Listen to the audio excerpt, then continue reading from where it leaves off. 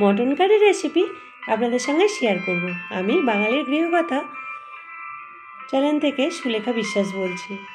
আলু দিয়ে mutton curry recipe. আলু কেটে ধুয়ে পরিষ্কার করে রেখেছি। কড়াইতে সরষের তেল, লবণ, হলুদ গুঁড়ো দিয়ে লাল লাল করে আলুগুলো ভেজে নেব। লাল লাল করে আলুগুলো ভাজা হয়ে গেছে, তুলে নেব। মটন আছে 1 কেজি। আদা রসুন কাঁচা লঙ্কা বেটে রেখেছি, দিয়ে দিলাম মটনের মধ্যে। হলুদ গুঁড়ো দিলাম, সরষের তেল দিলাম, জিরে গুঁড়ো দিয়েছি, অল্প লবণ দিয়েছি। ম্যারিনেট করে 1 ঘন্টার মতো রেখে দিয়েছিলাম।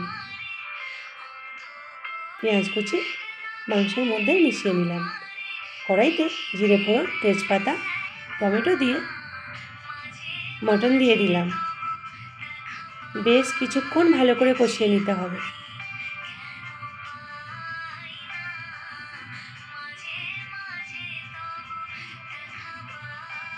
এভাবে একবার মটন বানিয়ে দেখবেন, দারুণ টেস্টি হয়।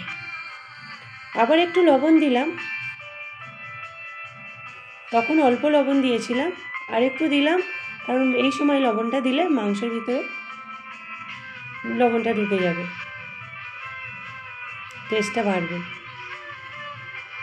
কষানোর সময় অনেকে অল্প চিনিও দিতে পারে কালারটা আসার জন্য। আমি লঙ্কার গুঁড়ো দিলাম একটু কালারের জন্য, লাল লঙ্কার গুঁড়ো।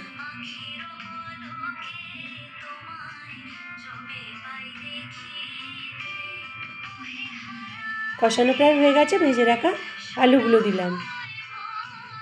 পুরো ভিডিওটা দেখার জন্য অনুরোধ রইল। জল গরম করে নিয়েছি, মাংসের মধ্যে দিয়ে দেব। জল গরম দিলে তরকারির মধ্যে টেস্টটা বেশি বাড়ে আর তাড়াতাড়ি হয়েও যায়। ঠান্ডা জল দিলে তরকারি ছিটে হয়ে যায়।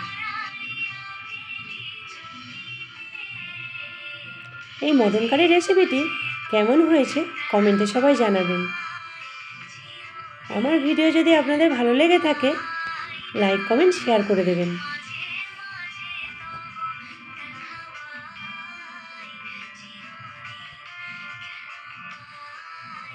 গরম মশলা দিয়ে নামিয়ে নেব।